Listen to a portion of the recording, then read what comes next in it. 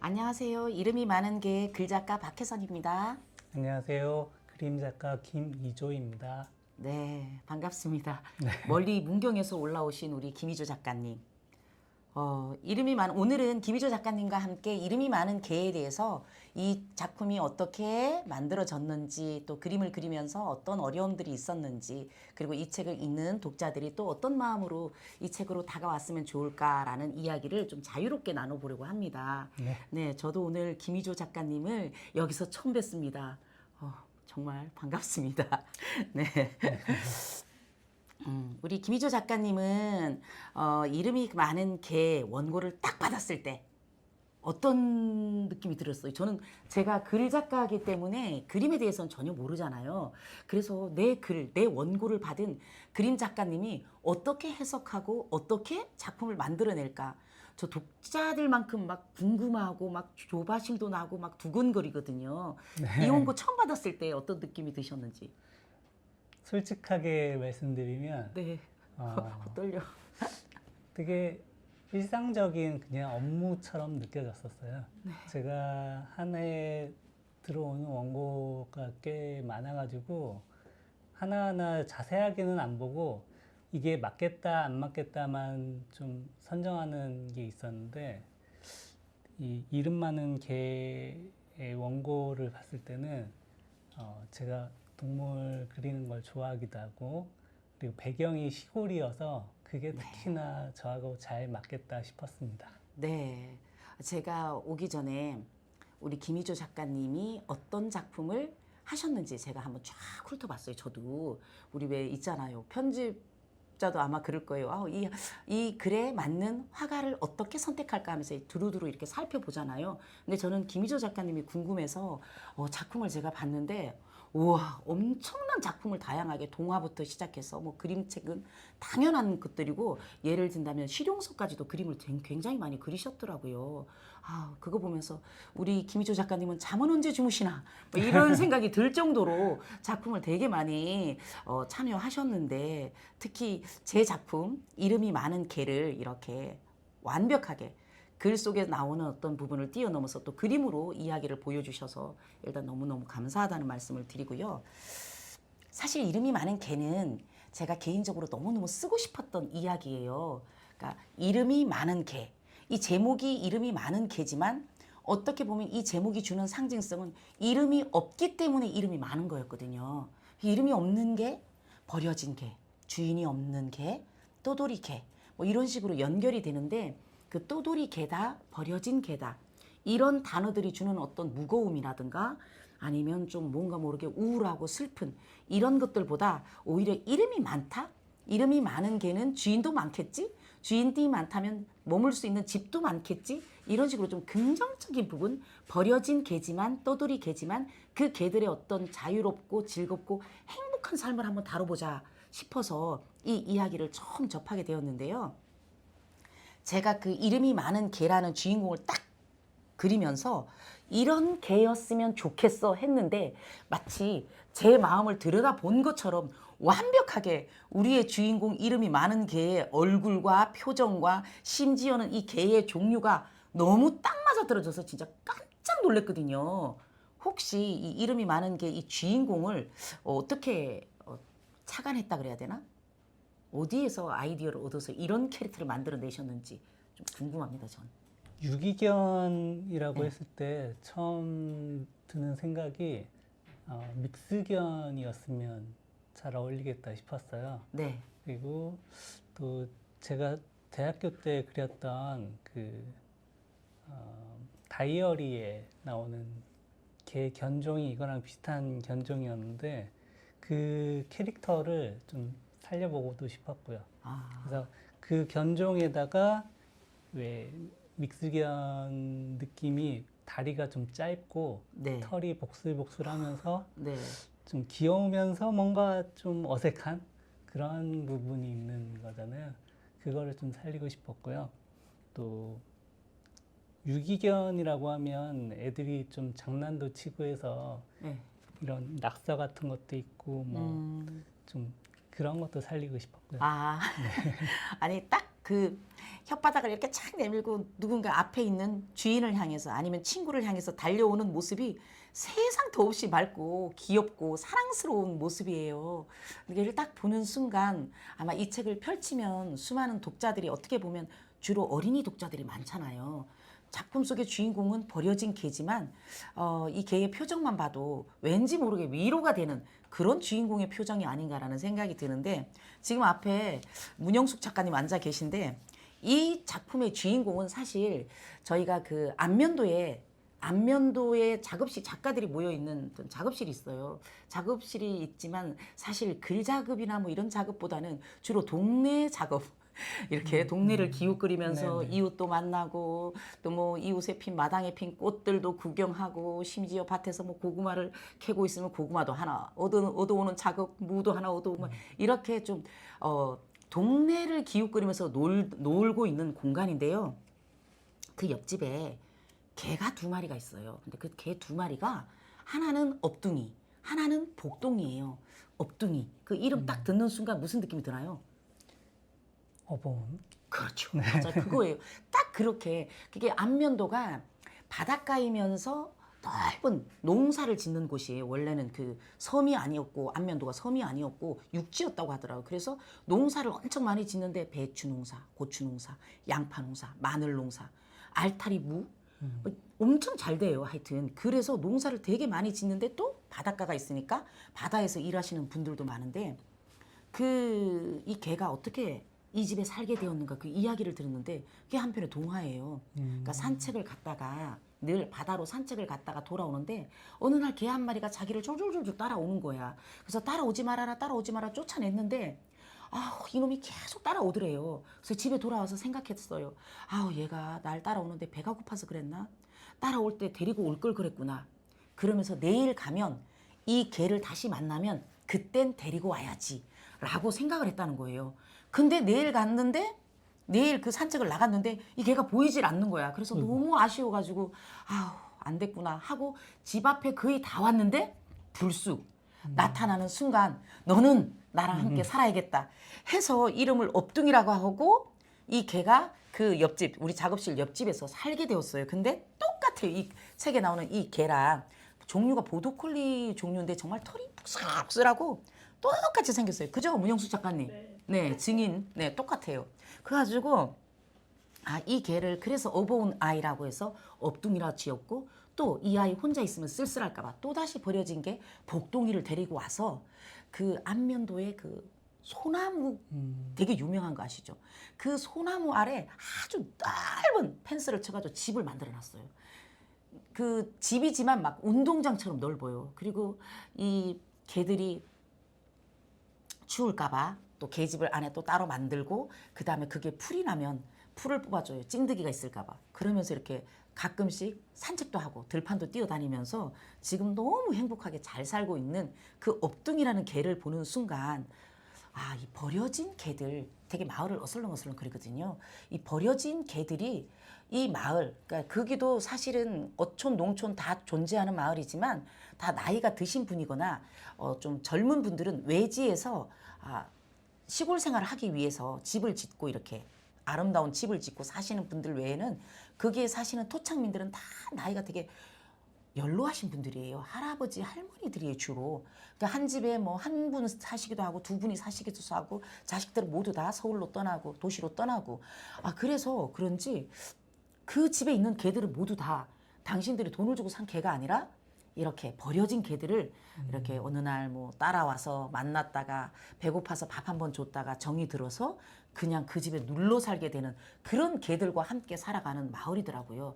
그래서 그 이야기를 나는 한번 글로 써보자 해서 이 글이 탄생하게 되었는데 어쩌면 이 떠돌이 개라는 그 자체가 수많은 사람들과 함께 주인을 이루고 뭐 마을을 이루고 개와 마을 사람들이 함께 공존하는 이야기? 그 이야기로 어떤 연결을 했어요. 근데 작가님이 이 그림 그릴 때 이 떠돌이 개 아까 말한 것처럼 왠지 모르게 좀 털도 막 북슬북슬하고 다리도 짧고 막 이런 개들을 연상하시면서 또 작가님이 오래전에 알고 있는 어떤 개의 이미지와 함께 겹쳐서 이렇게 탁 그렸는데 너무 사랑스럽고 귀여워요. 혹시 이 개가 이 개가 또 다른 작가님께서 어떤 경험한 또 다른 개. 혹시 여기 그림 속에 또 여자아이가 들고 있는 강아지 그림도 나오는데 그런 그림들이 작가님의 일상생활과 어떻게 또 연관이 되어 있는지 좀 궁금합니다. 저는. 네, 저도 강아지 2마리를 키웠었는데요. 조그만한 하얀색 집 안에서 키우는 강아지가 1마리 있었고, 네. 누런색 리트리버는 엄청 큰 강아지였어요. 그래서 밖에서 키웠는데 시골도 밖에서 개를 풀어놓고는 못 키워요. 그렇죠. 맞아요. 예. 그래서 걔는 묶어놓고 키웠는데 묶어놓고 키운다는 그 미안함이 키우는 내내 가지고 있었어요. 그래서 웬만하면 얘를 안으로 들이고 싶었는데 그때 아이가 태어나면서 그 저희 부모님이 개랑 아이를 한 집에서 키우는 거를 반대를 하셨었어요. 네. 그래서 밖으로 좀 내보낼 수밖에 없었는데 그 이후에 다시 들이는 과정이 쉽지 않더라고요. 그래서 지금은 그 개가 하늘나라 가가지고 만나지 못하는데 그 미안함이 아직도 가지고 있어요. 이 유기견 그림을 그리면서 그 큰 개가 계속 생각났었어요. 네, 맞아요. 그 참 저도 그 경험인데 아이와 아기와 강아지를 함께 키우지 말라는 어른들 말씀에 저도 집에서 키우던 강아지가 있었고 그때 제가 임신 상태였는데 너무 갈등을 했어요. 부모님은 아유 그래 애기 있을 때는 걔를 집 방 안에서 키우는 게 아니다라고 얘기해서 제가 심지어는 유명한 산부인과에 전화를 해서 아기와 강아지를 함께 키우면 안 되는 이유가 있나요? 라고 제가 그 병원에 전화까지 했던 기억이 나요. 그리고 물론 저는 함께 그냥 어쩔 수 없이 같이 살던 우리의 가족이니까 함께 그냥 지냈었는데 또 어른들은 또 그런 부분이 있는 것 같아요. 이 작품 속에 소담이라는 아이가 나오잖아요. 네. 저는 이 아이를 딱 보는 순간 저도 아까 글을 쓰면서 그랬죠. 제가 경험한 것, 제가 본 것들 여기에 나오는 정수, 뭐 장쇠, 뭐 이런 이름들은 다 그 안면도라는 그 동네에 사시는 분들의 성함이고 심지어 영란이네. 이 영란이네 할머니는 정말 그 옆집에 영란이네 할머니가 있어요. 그분들의 모든 어떤 이름이나 이런 것들을 사실 허락은 안 맡았어요. 빌려서 아마 썼는데 여기에 나오는 소담이라는 아이가 되게 귀엽고 깜찍해요. 네. 이 인물은 온전히 창작이신가요? 아니요. 네. 요 캐릭터 아이가 네네. 그 저희 저기 나오네 소담이. 네네. 저희 아이랑 거의 나이도 비슷하고 그래서 캐릭터를 아이 복장에 그 사진에 그 옷이랑 신발이랑 치마랑 다 비슷하게 그렸어요. 오. 네. 그리고 아이 얼굴도 비슷하긴 한데 처음에는 이빨에 그 앞니 2개를 유난히 크게 그린 게 있었거든요. 네. 근데 그 부분이 너무 개구장이처럼 보인다 그런 의견이 우리 있기도 편집장님이. 하고 네. 이 떠돌이 개의 이미지가 엄청 개구지고 좀 네. 장난기 많은 강아지니까 얘는 좀 예쁘게 갔으면 좋겠다는 의견이었어요. 그래서 그 앞니를 삭제를 했죠. 결론은 여기에 있는 소담이는 작가님의 따님이 모델이었군요. 네네. 네. 여기 들고 있는 혹시 강아지도 모델이었나요? 네, 요 강아지가 그 밖에서 키우던 리트리버 이름이 삼돌이었는데 네. 요 강아지 인형 이름이 삼돌이에요. 요 강아지를 은호가 태어났을 때 선물로 줬는데 잘 때도 껴안고 자고 놀 때도 계속 껴안고 있던 강아지예요. 정말 따님과 삼돌이라는 강아지가 작가님의 그림책 속에 모델로 다 그러고 보면 그림 작가님은 진짜 좋은 것 같아요. 지난번에 커다란 집 북토크 할 때도 그 집 풍경 속에 막 부엉이 그 신발장 앞에 이제 장식장 앞에 막 부엉이 장난감 이런 게 있는데 그게 이수연 작가님 집안 풍경이라고 딱 얘기를 해줬거든요. 그런 것처럼 또 여기에 따님도 등장하고 따님이 데리고 놀던 삼돌이라는 인형도 등장하고 완전 부럽습니다. 제가 진짜 그 그림이라고 하면 보는 건 좋아하지만 정말 이 손이 죄송해요. 똥손이에요, 똥손. 보고 그리는 것도 못 그리고 심지어 자로 대고 뭘 줄을 그라고 해도 똑바로 못 긋는? 그래서 미술 시간이 진짜 너무너무 힘들어가지고 중학교 때, 고등학교 때는 미술 실기 시험이 있잖아요. 근데 인물화 그리는데 제가 얼마나 그리기 싫었으면 모델을 뽑아야 돼. 그 반에 모델을 뽑아서 모델은 그림을 그리지 않아도 실기 점수 A예요. 그래서 제가 손을 딱 들었잖아요. 제가 모델 하겠습니다. 그랬는데 제가 모델을 하면서 저는 실기 점수 A를 받았지만 친구들에게 엄청난 욕을 먹었거든요. 왜냐하면 그 인물화를 그리는데 인물이 좀 이렇게 곡선이 좀 이렇게 착착 표시가 나야 되잖아요. 근데 저 보세요. 콧대도 이렇지 저렇지. 그림 그리는 게 너무 힘들어서 자기네가 점수를 잃었다고 그 정도로 제가 그림 그리는 걸 정말 못 그려서 싫어하는데 이런 걸 보면 그림책 내면서도 진짜 부러웠어요. 그림 김이조, 글 그림 박혜선 이렇게 하고 싶은데 아마 영원히 그런 날은 저는 없을 것 같거든요. 저는 그래서 그림 그리는 우리 그림 작가님을 보면 참 대단하시고 존경스럽다라는 생각이 들기도 하는데 혹시 김희조 작가님은 글과 그림을 함께하는 나만의 그림책 만들고 싶다 이런 꿈은 없으신지요? 지금까지는 그림책 작업, 그러니까 그리는 작업만 하긴 했는데 너무 바빴어요. 그래서 몇 가지 써두기는 했는데 그걸 옮길 시간은 아직 없었고요. 조금 다듬어서 네. 나중에 기회가 되면은 기회는 한솔수국에 이렇게 다. 네. 좋습니다. 저도 또 기대가 됩니다.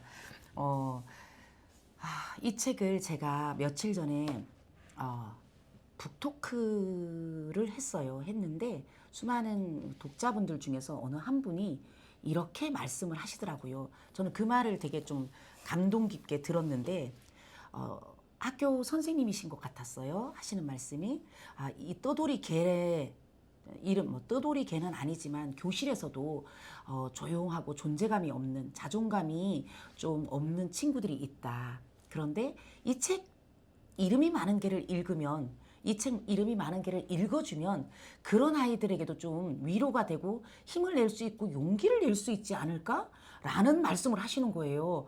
근데 생각해보면 어떻게 보면 우리가 이 정말 이름이 없는 개잖아요. 이 떠돌이 개는 심지어는 버려진 상처를 안고 있는 그런 개들이잖아요.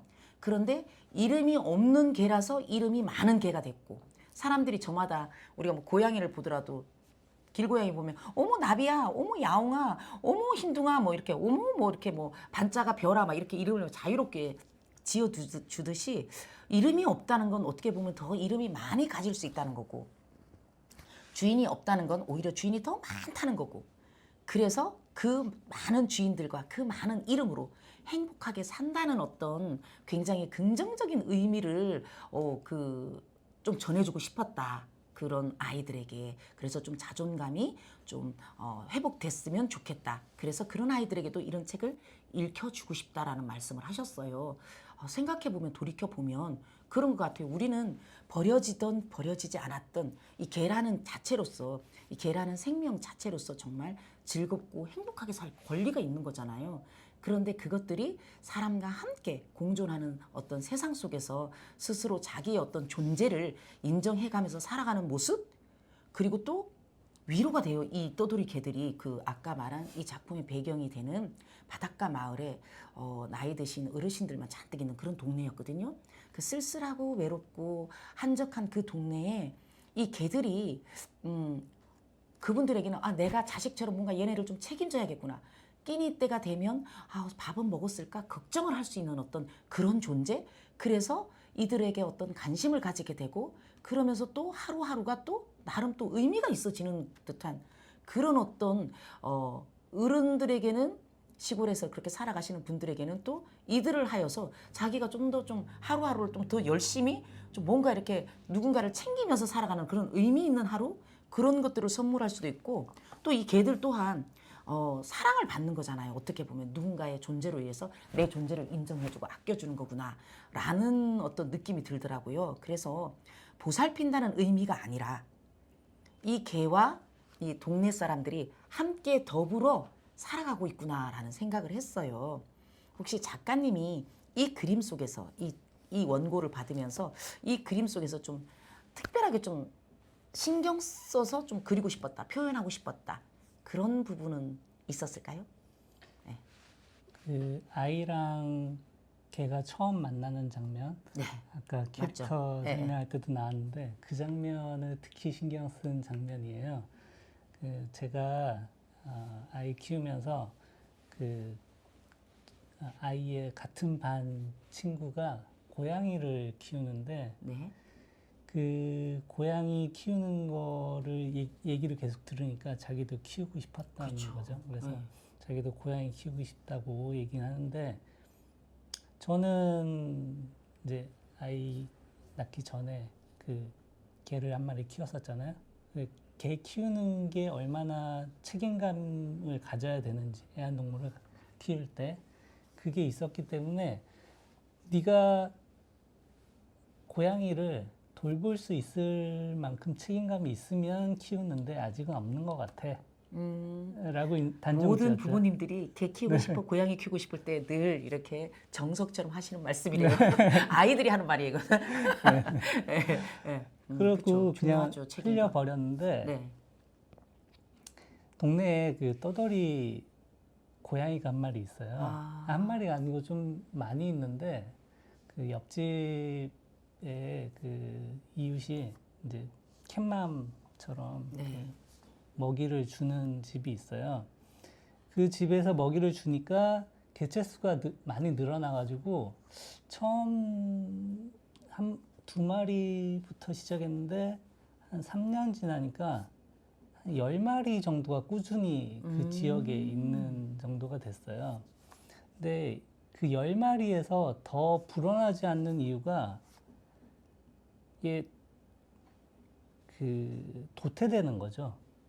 그러니까 그 세력에 예, 그 무리 속에. 예. 무리에서 살아남지 못하고 어렸을 때 죽거나 뭐 약간 밀려나거나 해서 그런 경우 때문에 저까지 밥을 주면 안 되겠다 싶었어요. 그래서 그 키울 거면 이제 내 고양이로 삼아서 아예 그 한 마리한테만 신경을 써야지 이렇게 선행을 베푼다고 많이 내가 다 먹이를 주면 안 되겠다 싶었거든요. 아, 그것도 아까 말한 어떤 책임감의 어떤 일종이네요, 그죠? 네, 예, 그렇죠. 예, 예. 근데 그래서 딱히 정은 안 줬어요, 고양이한테. 우리 집에 오면 밥을 뭐 남는 밥이 있으면 주고 그러긴 했는데 딱히 어느 고양이 한 마리를 집어서 얘한테 먹이를 주거나 하진 않았었는데 개 중에 굉장히 작게 태어난 애예요. 네. 수컷은 암컷에 비해서 좀 크기도 크고 이제 자기 영역을 가지는 것도 좋아하고 하는데 이 고양이는 수컷으로 태어났는데도 밀리는 거죠. 그렇죠. 그래서 우리 집 구석까지 밀려온 고양이인데 고양이. 네, 그 고양이가 제가 그 장작을 겨울에는 장작을 떼기 때문에 장작 준비를 하는데 그 장작 틈새에 계속 숨어 있는 거예요. 안전한 울타리 같은 예, 거 아마 그렇죠. 그 장작 더미에 숨어 있다가 내가 장작만 패려고 하면 울어요. 그러니까 그 슬프게 운다는 게 아니고 울음, 야옹야옹 하는 거를 에옹, 에옹 이렇게 우는데 그 소리가 너무 작으니까 처음에는 몰랐어요. 그래서 장작 저 안쪽 더미에서 에옹에옹 거리니까 딱 일을 하다가 멈췄죠. 그랬더니 걔가 나온 거예요. 어느 날은. 나오길래 이제 쓰다듬고 뭐 이렇게 좀 예뻐해졌죠. 그랬더니 갈 때마다 거기 숨어 있다가 나오는 거예요. 장작 더미 속에서 작가님을 기다렸을 수도 있어요. 네네. 예, 예. 그렇게 그 얘가 먼저 나한테 다가온 내가 걔를 택한 게 아니고 걔가 나를 택한 거죠. 집사로. 네.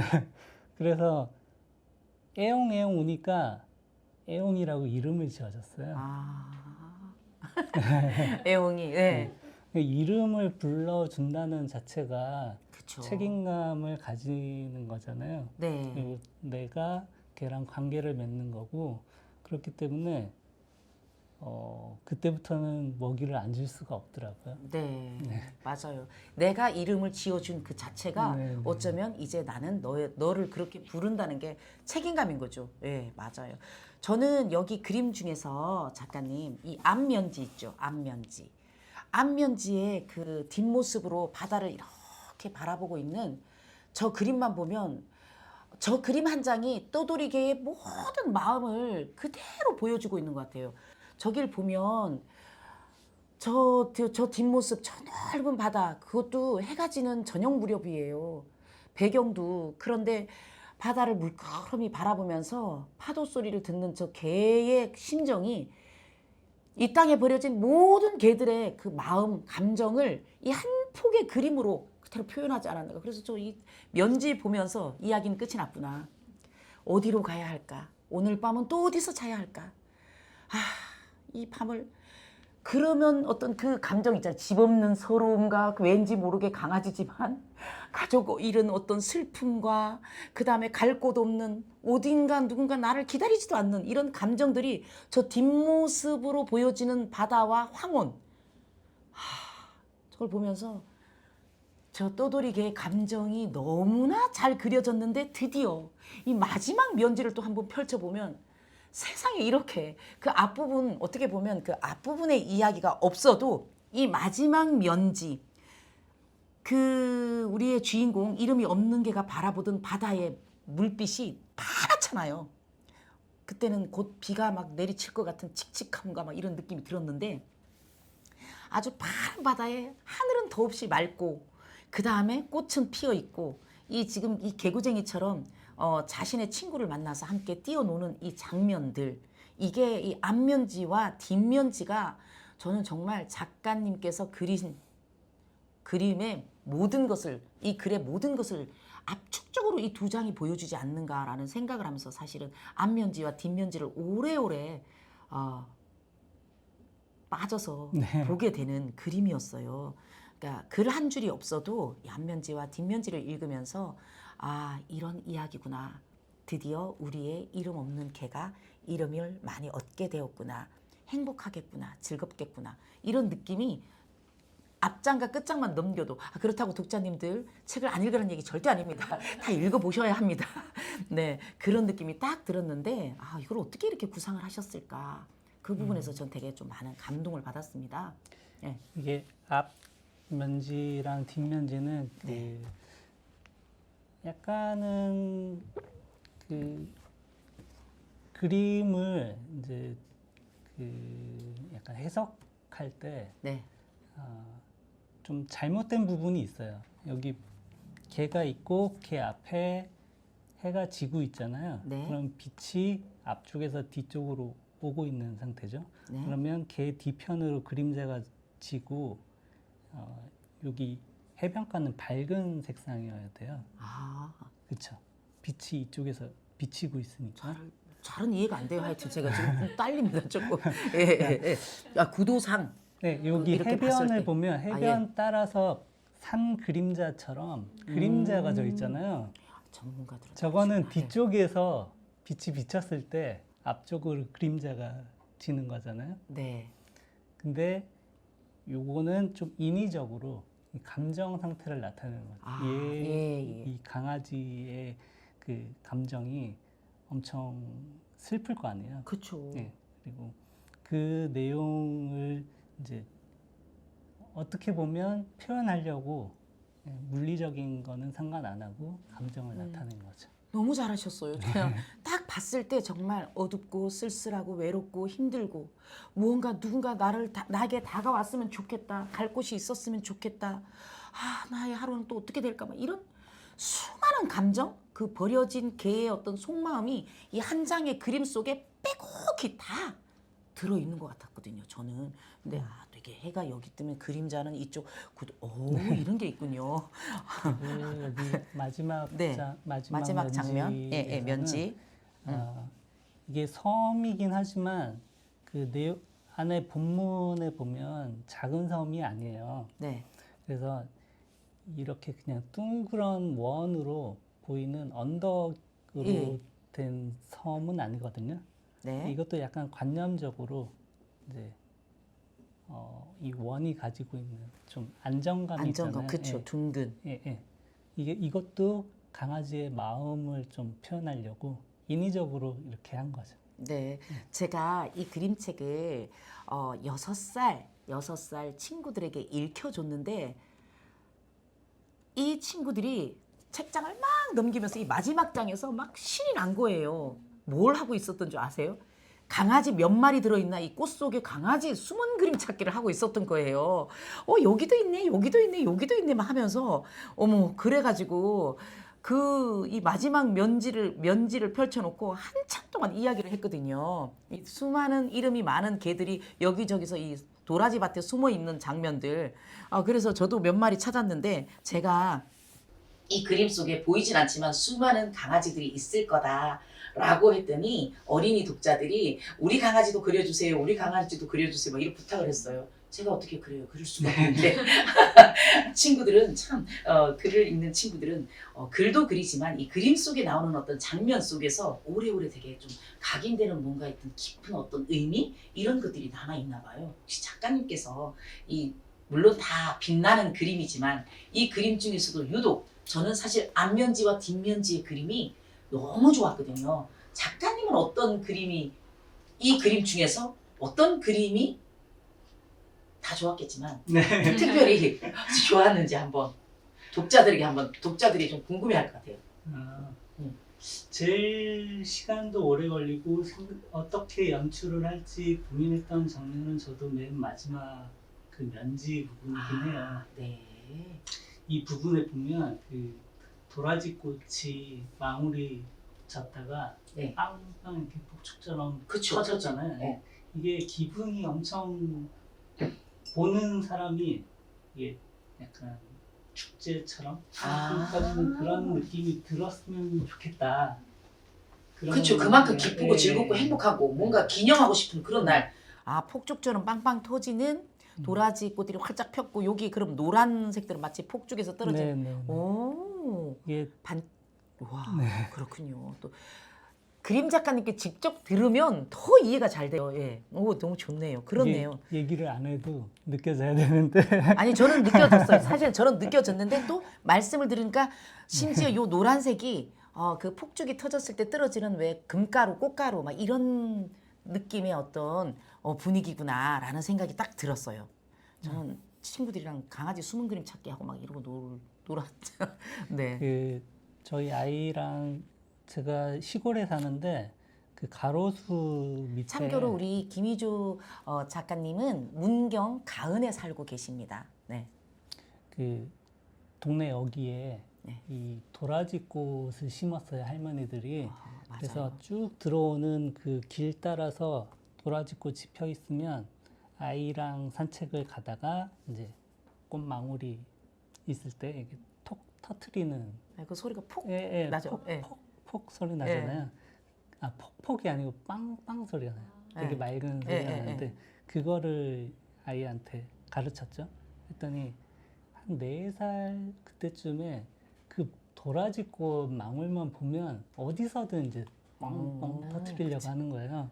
그 느낌이랑 탁 터졌을 때 그 그렇죠. 막 확 가슴이 이렇게 확 이제 우리 아이들도 이 도라지꽃을 보면 좀 그런 느낌을 가졌으면 좋겠어요. 도라지꽃 빨리 꽃 피워주기. 네, 폭폭. 네, 맞아요. 이 도라지꽃 저도 이제 글 속에도 썼지만 도라지꽃이 참 예뻐요. 그리고 이렇게 한 송이 피어 있는 게 아니라 진짜 들꽃처럼 이렇게 한테 이렇게 도라지밭을 지나면 그냥 모르게 발걸음이 왜 멈춰지잖아요. 네. 근데 보라색만 있어도 안 이쁘고 흰색만 있어도 안 이쁘고 보랏빛과 흰색이 함께 어우러져 있으면 되게 예쁜 밭이 바로 도라지꽃인 것 같아요. 참 여기 마지막 장면에 우리 김희주 작가님이 가장 많은 공을 들였고 힘을 넣어서 그리셨는데 독자들도 가장 이 마지막 장을 넘기면서 이 떠돌이개의 어떤 행복, 떠돌이개의 어떤 즐거움에 안도감을 느끼면서 같이 떠돌이개의 마음이 되어서 좀 행복해지는 그런 그림이었습니다. 제가 이름이 많은 개를 쓸 때 저는 사실 시를 쓰고 동시를 쓰고 동화도 쓰고 그림책도 쓰고 뭐 비평도 쓰고 뭐 하여튼 쓰는 일은 거의 많이 하지만 제가 원래 동시를 많이 쓰다 보니까 그림책을 쓸 때 이 그림책 언어가 좀 시적인 부분들을 좀 많이 좀 신경을 써요. 그래서 이를테면 그래서 이름이 없는 개는 이름이 많은 개가 되었다. 그래서 집이 없는 개는 모두 온 마을이 온 동네가 집이 되었다. 뭐 이런 식의 어떤 그 시적인 어떤 그 뉘앙스의 분위기들을 끌고 가는 걸 되게 좋아하거든요. 저는 그래서 이름이 없는 게 이름이 많은 게 이런 식의 제목도 좀 되게 많이 좀 신경을 쓰는 편인데 이름이 많은 게라는 이 제목을 딱 갔을 때 독자들이 좀 많은 상상을 하잖아. 왜 이름이 많지? 뭐 이름이 왜 많을까? 주인을 많이 만났나? 뭐 이렇게 생각하지만 실은 이름이 없는 게라는 거. 집이 많지만 실은 집이 없다는 것. 그런데 또 이걸 또 반대로 뒤집어 보면 없다는 건 많다는 뜻이기도 하다라는 거. 뭐 이런 식의 조금 무슨 선문답 같은 이야기지만 그런 식으로 좀 다양하게 느꼈으면 좋겠다라는 생각을 했어요. 제가 산책을 엄청 많이 한다고 했잖아요. 그리고 그 동네에 있는 개들은 사연 없는 개들이 없거든요. 근데 이제 또 우리 작가들이랑 이렇게 길을 가다가 어느 집 앞을 지나게 되었는데 그 집 앞에 개집에는 백열등 있죠. 왜 빨갛게 달아오르는 그 백열등이 좀 따뜻하잖아요. 백열등이 있고 그 다음에 담요를 이렇게 그 개집에 넣어뒀어요. 그리고 항상 라디오를 켜놔서 음악이 흘러나오더라고요.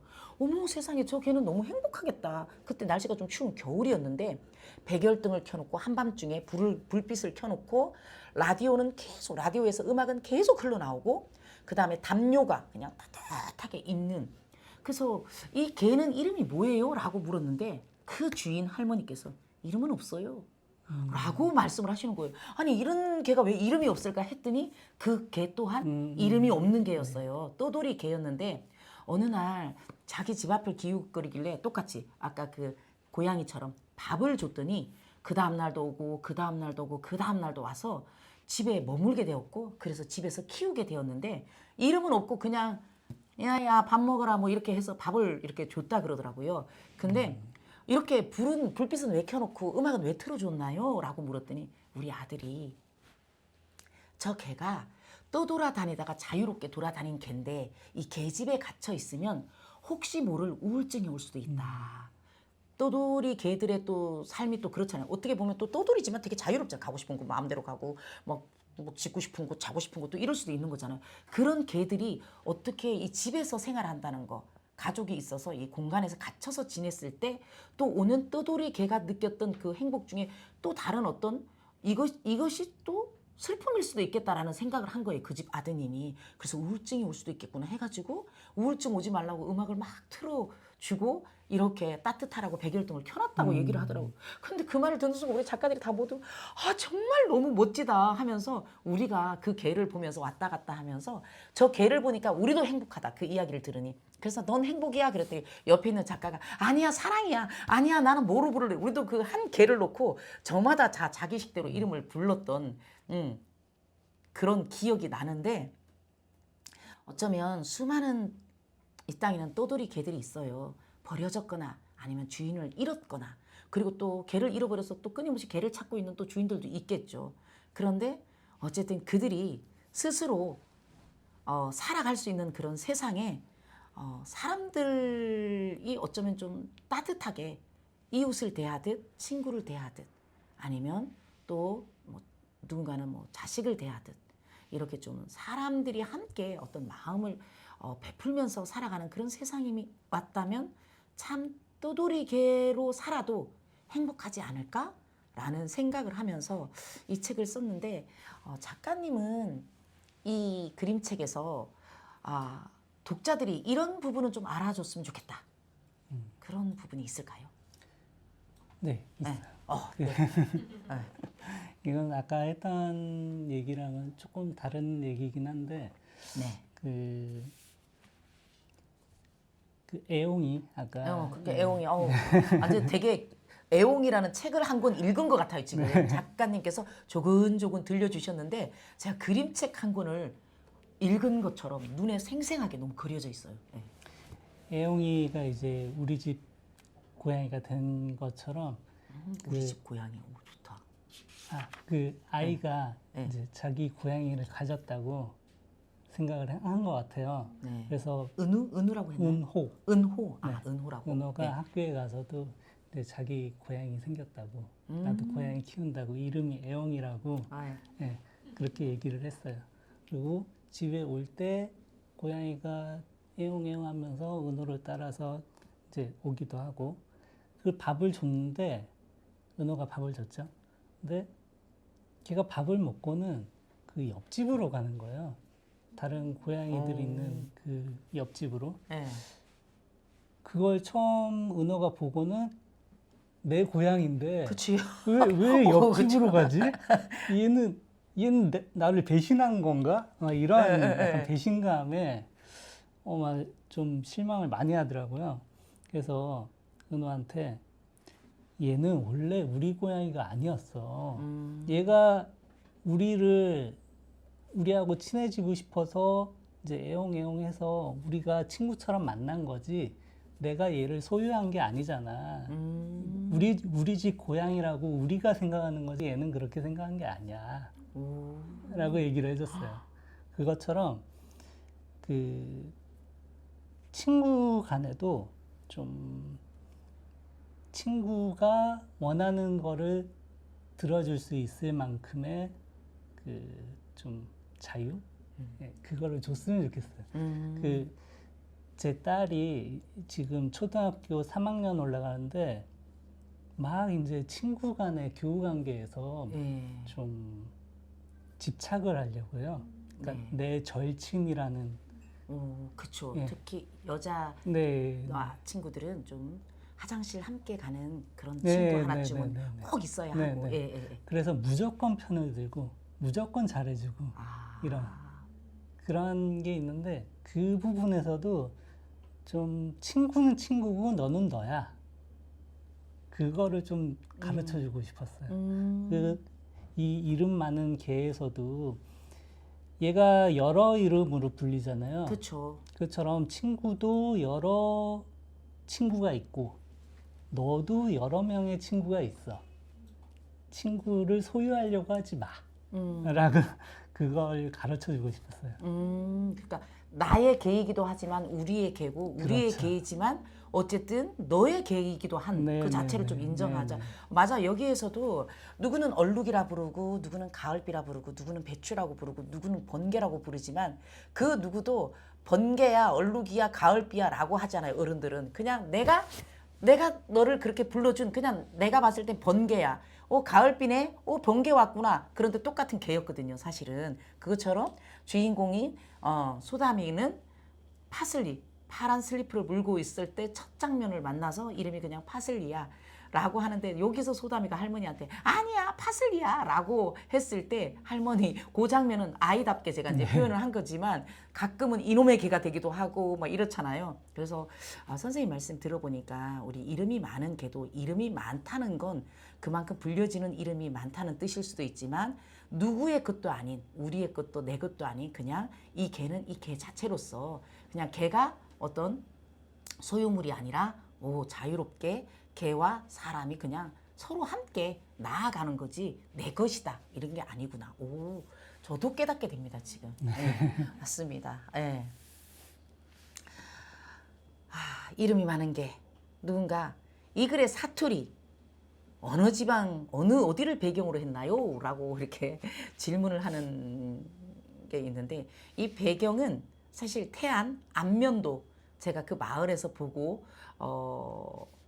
쓴 이야기잖아요. 그래서 충청도 사투리입니다. 작가 중에 문영숙 작가님이 아까도 말했지만 이 글을 딱 쓰면 자 이걸 충청도 사투리로 바꿉니다. 전 사실 충청도 사투리를 잘 몰라요. 잘 모르고 그래서 그래도 또 이 지역 이라는 느낌을 생생하게 살아있게 하는 게 또 사투리의 역할인 거잖아요. 특히 이 동네에서 오래 사신 할머니, 할아버지들의 그 구수한 사투리가 글 속에 대학글로 나왔을 때 좀 작품의 리얼리티가 살아있지 않을까라고 해서 충청도 그 사투리를 좀 생생하게 살리려고 충청도 작가님의 감수를 받으면서 이 글을 좀 작지만 적게 나오는 부분이지만 대사 하나하나를 그렇게 좀 충청도 사투리로 좀 썼는데 이게 그런 점에서 좀 왠지 모르게 이 골목길도 그렇고 여기에 등장하는 주인공들도 시골 어느 골목길에서 금방 만날 것 같은 그런 표정의 할머니들과 이웃들이에요. 그래서 저는 이 부분이 참 좋았거든요. 특히 여기 막 그 좀 역동적인 느낌 이걸 뭐라 그러죠? 전동차라 그러나요? 전동차 타고 시장 가시는 분들 뭐 집에 돌아오시는 분들 뭐 이런 분들은 정말 너무너무 생생한 느낌이 들었어요, 저는. 그러면서도 이렇게 되게 시골 그 분위기도 경쾌함이 막 느껴져요. 의도하신 건가요? 아니요, 뭐 제가 시골에 살고 있으니까 네. 보이는 게 다 그런 거죠. 그렇지. 그러니까 어떻게 보면 진짜 어느 시골의 한 골목길을 그대로 옮겨놓은 듯한 아주 생생함이 이 그림책의 또 장점이 아닌가라는 생각이 드네요. 네. 자, 우리가 지금까지 이름이 많은 개 그림을 그리신 김희조 작가님과 한번 이런저런 이야기를 나눠봤는데 혹시 질문 한 가지를 받아볼까요? 문혁수 작가입니다. 네. 같이 산책을 하고 또 강아지도 예뻐하고 우리가 가면 이 모델 강아지가 엄청 좋아해요. 저를 데리고 산책을 해줘야 되는데 우리가 바빠서 옆길로 뭐 다른 데로 가면 막 끙끙거리고 막 그 펜스에 발을 올려놓고 우는 소리를 하고 그러거든요. 근데 아까 또 그 전등을 켜주고 음악을 틀어주고 그 강아지도 역시 길 옆에 있었어요. 산책길 옆에. 근데 그 두 마리 중에서 이 이름이 많은 개를 써야 되겠다 한 발상을 이 업동이를 보고 했는지 아니면 그 행복이라고 이름 지어준 우리가 행복이로 할까 사랑이로 할까 하던 그 거기에서 발상을 했는지 같이 다닌 시간이었지만 또 이렇게 좋은 책으로 이렇게 되살아날 수 있어서 너무 좋은데 그게 궁금한데요. 어떤 순간에 저런 책을 하나 써야 되겠다 하는 발상을 하셨는지요. 이 책은 사실 두 가지 어떤 소재를 접목시킨 거예요. 제가 강원도로 여행을 갔을 때 강원도로 그 여행을 간 게 아니라 사실 강원도 산불이 났었잖아요. 그래서 다른 작가랑 그 산불 난 현장을 한번 보러 가자. 우리가 참 마음이 아프다 하면서 이제 그 강원도 산불 난 현장을 다녀왔어요. 다녀왔는데 그 따뜻한 잿더미 속에서 연두빛으로 그 싹을 틔우는 걸 보면서 와 정말 자연은 위대하구나. 인간의 이 참 정말 잘못이 엄청난 재난을 일으켰지만 그럼에도 불구하고 포기하지 않고 다 죽은 줄 알았던 그 잿더미가 된 그 나무에서 진짜 그 땅 아래에서 연두빛 싹이 나는데 진짜 눈물겹도록 감동적인 풍경이었거든요. 그리고 이제 그 산불이 났을 때 그 장면들이 이제 화면에 굉장히 많이 나오면서 산타독 이야기가 나왔어요. 그 개들을 저기를 받아서 신청을 받아서 산에 꽃씨를 뿌리고 막 이런 부분들 저 이야기, 저 산타독 이야기가 탁 나오는 거예요. 근데 저걸 보면서 나 저걸 가지고 글을 하나 써야겠어 라고 머릿속에 넣어뒀다가 이제 안면도 그 작업실에서 왔다 갔다 동네 떠돌이 개들을 이렇게 만났는데 그 떠돌이 개를 왜 이렇게 떠돌이 개가 많냐고 했을 때 그 지역민들이 그 이장님이 계셨거든요. 그 충청도 구수한 사투리로 제가 흉내는 좀 못 내는데 아이고 떠돌이 개들요 명절 지나봐요 지천의 개예요. 그래서 명절 지나면 왜요? 라고 질문을 했더니 그 설이나 추석 때 바닷가로 여행을 오거나 왔다가 사람들이 참 못되시오 하면서 그 개들을 버리고 가는 장면을 여러 번 목격했대요. 그리고 여름 휴가 때도 마찬가지고 그 여름 휴가 때도 그 개들이 같이 논대요. 같이 놀고 자기네만 차를 타고 가면 그 개가 죽어라 그 차를 따라가는 그 모습을 굉장히 많이 목격했다라는 이야기를 듣고 너무 마음이 아팠어요. 그래서 잠깐만 그 이야기를 듣는데 너무 마음이 아프고 미안하고 죄책감이 들었는데 그래서 이 동네 개들은 다 동네 사람들은 개를 안 산다. 이 동네 사람들은 어느 날 가다 보면 그 개가 따라온다. 왜 집에서 기르던 개는 사람들과 함께 살았기 때문에 사람에 대한 두려움보다는 내 주인이다. 함께 이렇게 산책 다니고 같이 다녔던 게 있어서 졸졸졸졸 이렇게 되게 좀 친화력 있게 따라온다는 거예요. 그래서 키운 개들이 하나는 업둥이가 되고 하나는 장새가 되고 하나는 뭐 행복이가 되고 복동이가 되고 막 이렇게 번개가 되고 이렇게 된다는 이야기를 듣는 순간 이 이야기를 가지고 쓰자. 그런데 이 이야기 속에 적어도 사람들과 개들이 그냥 불쌍해서 보살피는 그런 존재가 아니라 개들 자체도 그들만의 어떤 자존감을 지키면서 그들도 그들 나름대로의 어떤 삶을 좀 건강하게 살아가는 그런 모습을 그리면 어떨까라는 생각을 하다가 그 산타독에 꽃씨를 뿌리는 그 장면이 딱 떠올랐고 그래서 마을이 사람들이 위험에 처했을 때 그들을 깨우는 어떤 정말 소리가 아주 민감하잖아. 불길 막 왔을 때 그들을 깨우는 그 개들의 역할, 적극적이고 긍정적인 역할 그리고 그 산불 때문에 농사철 때를 놓친 그러니까 봄에 이제 시작을 해야 되는데 농사철 때를 놓친 그 사람들을 위해서 이들이 가진 재주를 나눠주는 것 장난치는 줄 알았더니 알고 봤더니 뭐 산비탈 밭에다가 씨를 뿌려주는 그런 역할 그래서 이 개가 온전히 버려진 개는 불쌍해 그래서 우리가 돌봐야 돼 이런 어떤 좀 그들에 대한 어떤 동정심이나 연민의 감정이 아니라 더불어 함께 즐겁게 살아가는 동등한 어떤 입장의 한 시골 마을을 딱 선택해서 서로 위로가 되고 도움이 되고 친구가 되면서 살아가는 모습을 좀 그리고 싶었다. 그런 의미에서 이 이름이 많은 개가 탄생이 되었고 그 장면을 그림으로 더 생생하게 너무너무 잘 그려줘서 독자들에게 좀 재미있는 그림책이 우리의 그림책을 또 이렇게 말하면 좀 그렇네요. 재미있는 그림책이 되지 않았는가. 그래서 좀 많은 독자들에게 사랑을 받았으면 좋겠다라는 마음입니다. 네. 그리고 질문 유튜브 지금 라이브로 보고 계신 분께서 질문을 주셨는데 네. 그 두 작가님은 책 주인공 강아지한테 어떤 이름을 붙여주고 싶으신지 질문이 네, 있었거든요. 네. 작가님부터. 저는 좀 그러면서 생각해야지. 좀 네. 직관적으로 네. 얼룩이. 얼룩이.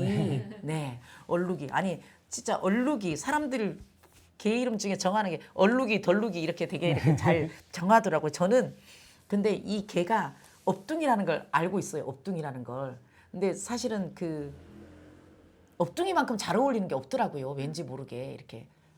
그래서 또 어떻게 보면 또 업둥이는 또 너무 좀 끔찍한 이름인 거잖아요. 어떻게 보면 또 그런데 또 그 업둥이가 너무 사랑받고 있다 보니까 업둥이도 괜찮지 않을까? 라는 또 생각이 좀 드네요. 네. 얼룩이와 업둥이. 네. 네. 자, 이렇게 저희 라이브 방송을 지켜봐 주신 수많은 독자님들께 마지막으로 이제 인사를 하며 마쳐도 괜찮을 것 같아요. 작가님 하고 싶은 말 다 하셨나요? 네. 네. 네. 오늘 어떻게 보면 가장 가까운 독자잖아요. 네. 이 책 딱 나왔을 때 우리 은우 네네. 따님은 봤죠? 따님은 읽었죠? 네, 네, 읽었죠. 뭐라고 하던가요? 전 되게 궁금합니다. 요 책 안에 네. 이게 컴퓨터로 그려진 책이어가지고 그 브러쉬 쓰는 게 되게 쉬워요. 네. 그래서 어떤 한 부분 이렇게 덜 칠하게 네. 덜 칠해놓고 요 부분 칠해봐 하면 이렇게 칠할 수도 있거든요. 네. 그게 있어요. 어느 그림입니까? 궁금하네. 그래서 자기가 칠한 부분부터 막 네. 이렇게 살펴보는 게 있거든요. 그렇죠. 애정. 아빠와 함께 이 공조를 한 거네요, 지금. 보니까. 아니, 그 부분이 어디예요? 궁금해요, 저는. 저 그냥 그 조그만 부분이에요. 조그만 소품, 부분. 네. 네. 그래도 자기가 이렇게 터치 한번 네, 한 네, 것이 네. 훨씬 더 또 애정이 가네요. 저는 사실 이 책의 배경이 되는 그 안면도 시골 분들에게 이 책을 2권을 드렸어요. 이름을 빌려줘서 고맙다. 개를 주인공을 등장시켜줘서 고맙다. 이러면서 이제 2권을 드렸는데 아직 그분들이 읽고 생생하게 그 읽은 후기는 못 들었어요. 지금 못 가가지고 나중에 들으면 다시 한번 공유해 드리겠습니다. 네, 지금까지 이름이 많은 개의 박혜선 우리 그림 작가님. 김이조였습니다. 네, 감사합니다. 네.